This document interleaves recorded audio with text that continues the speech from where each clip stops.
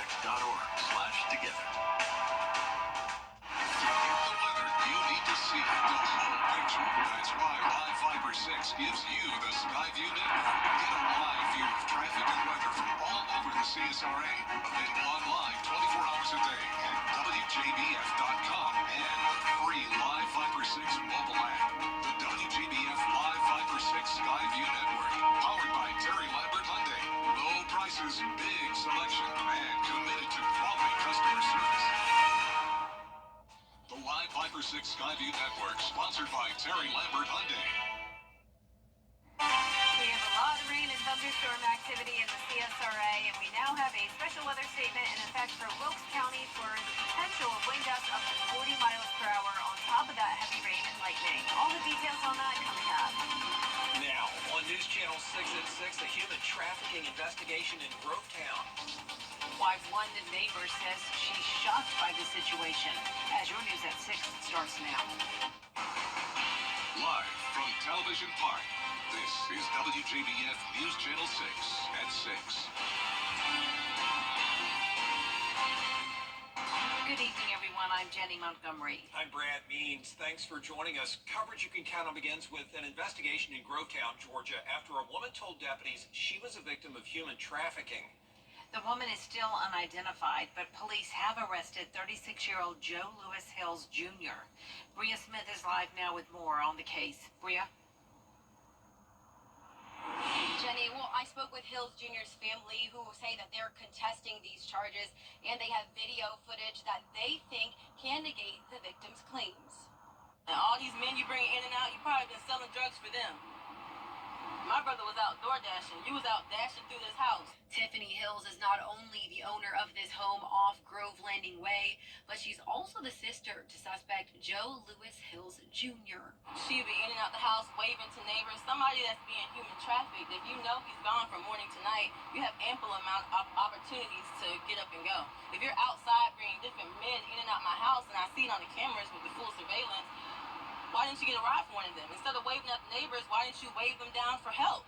Still, neighbors are shocked to hear what law enforcement say has been happening just houses down from their own home. I've been living in this neighborhood since 2019, maybe. My son graduated from Grovetown High. The kids walk the street, all ages. There's parents out here with their puppies and their babies, husband and wives, single. Young people are always in groups and clumps. They come by and sell their stuff for school. It's a military neighborhood, so I'm just really shocked. The woman called a ride service to assist her in getting to the police department. The local FBI field office was contacted and dispatched an agent assigned to human trafficking to assist. If you're being trafficked, why you're paying bills here? You're asking me, do you need anything, sis? I don't even know your name, but you're calling me sis.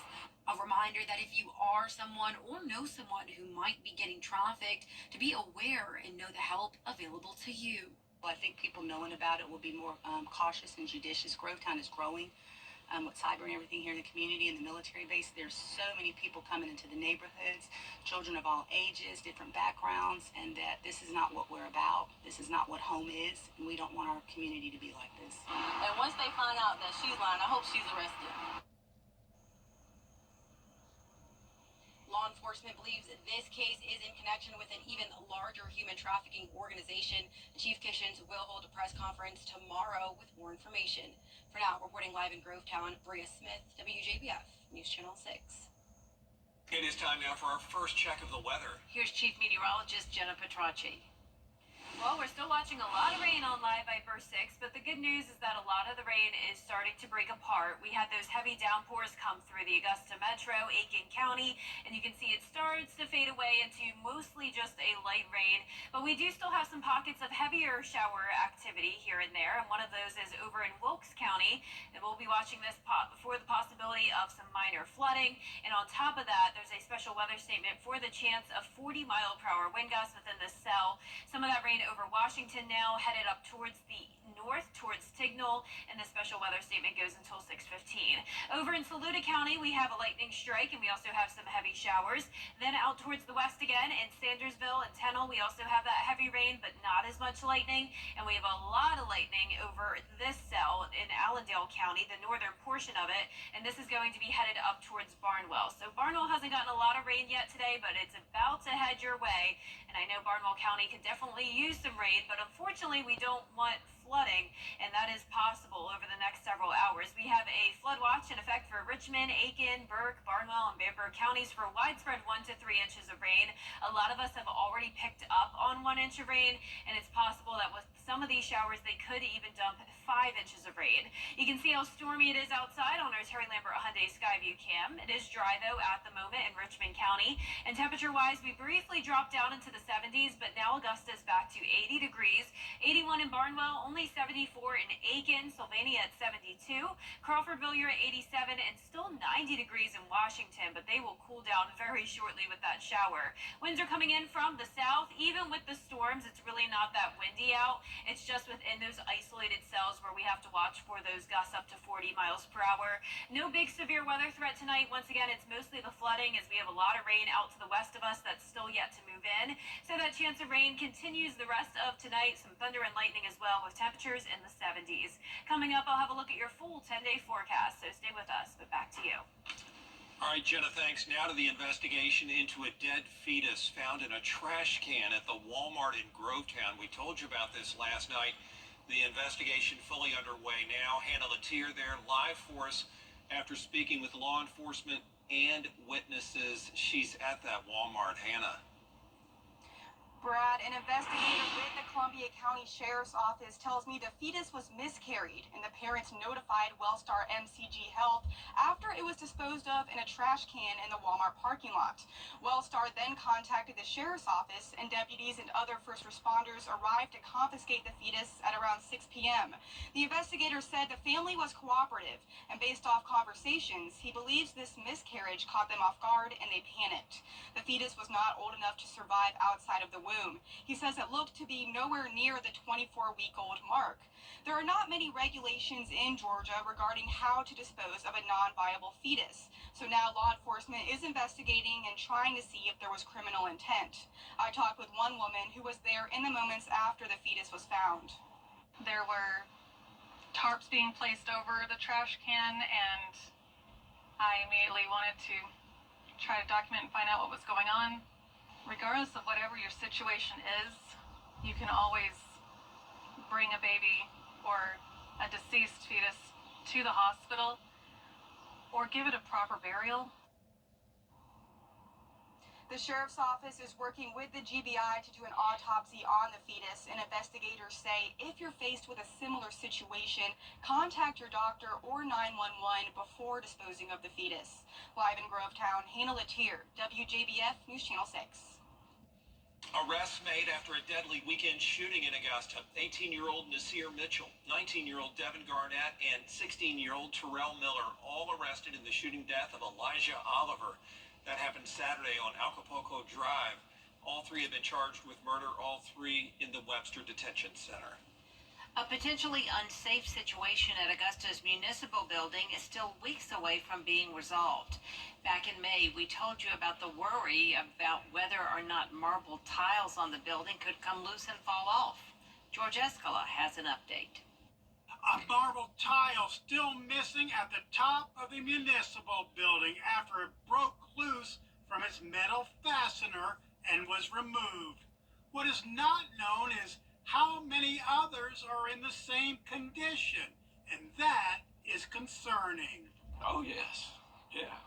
I mean, somebody needs to definitely check everything. In April, commissioners were told that an emergency X-ray inspection of the building was needed to see the condition of the other tiles. An engineering report saying the potential exists that one of the tiles could fall off the building. But city leaders did not approve an emergency procurement to get the work started. So now the project is going out for bids. We're making sure that, we don't have any loose tiles at this point where it's hanging off the building. If so, we will immediately have those removed. So right now we're in good shape. We're getting the bid put together now. So hopefully in the next few weeks that bid will be out. But some commissioners saying they didn't know the inspection was going out for bids and the work is still weeks away. It's a health and safety. We have people walking the municipal building. It just seems like I thought that was what was discussed. and now hearing that it's not, again, we'll have to ask the department head on Tuesday. Yeah, so you were not aware of this? I was not aware of that. Yes, it's definitely safe. Like you said, I go in the building, I feel safe going in, and everybody else can as well. But until the building is x-rayed, no one will know for sure whether all those more than 1,000 marble tiles are still securely fastened. In Augusta, George Escala, WJBF, News Channel 6. Coming up, the Prime Minister of Israel on Capitol. Chief Meteorologist Jenna Petracci back with another check of our weather. Well, we have a lot of rain happening now, and we have even more coming tonight, and the rain chances are high for your Thursday. I'll have all the details right after the break. You can't always choose the weather, but you can choose your weather app. Go with the most accurate and most trusted Reliable 536 mobile app. Download it today. Now, your most accurate forecast with WJBF Live 5/6. Welcome back. It is a very wet Wednesday with widespread shower storm activity across the CSRA, and some of these storms are producing frequent lightning, gusty winds, and of course we have the threat of flooding. Right now we have a special weather statement in effect for parts of Wilkes County. This is for the potential of 40-mile-per-hour wind gusts, and this cell is currently right over Washington, headed up towards Tignal, and also Lincolnton, and on all of that rain as well. So this special weather statement goes until 6:45. Overall, though, we do have a lot of weakening. So earlier, these storms were really bowing out, indicating the potential of the gusty winds. Now it's more so a widespread stratiform rain, so that's good news. And the lightning is overall going down. So just one strike of lightning near Saluda, so that's promising. Then over towards the west, we also have just one strike of lightning near Sandersville. Allendale and Barnwell County, though, is a different situation. So it's possible that this could be our next special weather statement. Overall, there's a very low chance of severe weather. It doesn't look like the winds will quite get up to 60 miles per hour, but nonetheless, still a dangerous storm here, especially with all of that lightning. So heads up if you're in Barnwell, Snelling, or Hilda. This activity is moving towards the north. Barnwell County is also under a flood watch, and so is Aiken, Richmond, Burke, and Bamberg counties. Widespread 1 to 3 inches of rain, and localized amounts could even reach 5 inches. And right now, the rainfall totals are starting to get up towards that 2-inch mark. 1.5 inches around Evans and Thompson, and actually over 1 inch of rain fell in just 45 minutes in Evans earlier. So anywhere where we're seeing that yellow, that's where we'll most likely have some flooding concerns. On Monday, we also had some storms, and I got some awesome viewer photos sent in. Check out that rainbow over at Columbia Road. If you get any cool photos of the sky tonight, definitely send those my way. But unfortunately, right now, it doesn't look too great outside. It's just very gray and cloudy on our Terry Lambert Hyundai Skyview cam in North Augusta. 80 degrees, and around the CSRA, we're seeing a mix of mid-70s to low 90s. Still 91 in Saluda, but only 75 in Aiken. Satellite and radar showing this stalled frontal boundary across the southeast. A lot of scattered shower and storm activity. So tomorrow will be another wet one as well. Starting out in the low 70s, climbing into only the mid to upper 80s. And we'll see that trend continue even into next week. So it is going to be a below average end to the month of July, temperature-wise. Highest chance of rain will be tomorrow. That's been the case all week. And you can see we're also going to have more rain move in tonight. It's going to be heavy at times, but the good news is that a lot of you will be in bed at this time, so you may just wake up to the sound of a little bit of thunder. You may see the flash of lightning similar to last night. And when you're headed out the door tomorrow morning, there is the possibility of some light shower activity. Most of the morning will be dry, but then by Thursday afternoon, more storms will start to fire up, and this continues all the way into Friday morning. We have a slight risk of excessive rainfall once again for your Thursday, so we'll still watch for that flooding potential then. And our lows tonight will be right around average in the low 70s. Highs tomorrow will be in the mid to upper 80s, and your 10-day forecast showing those 80s sticking around all the way throughout next Tuesday. Chances of rain going down to 50% on Saturday, 30% for Sunday. But overall, a lot of rain this week. Definitely need that Viper 6 umbrella. I know I did today. And today's winner is Jason Still from Barnwell. Congratulations. You have won an umbrella that you can pick up here at the station and sign up to win yours on WJBF.com. All right. Thanks, Jenna. Thanks, Jenna. Coming up, we head to historic downtown Aiken for a big event. Coverage of the first round of the Palmetto Amateur Golf Tournament in sports.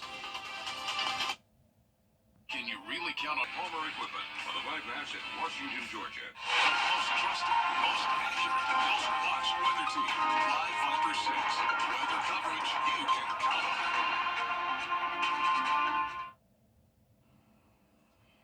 Social media and professional wrestling star Joe Hendry is making his way to Augusta.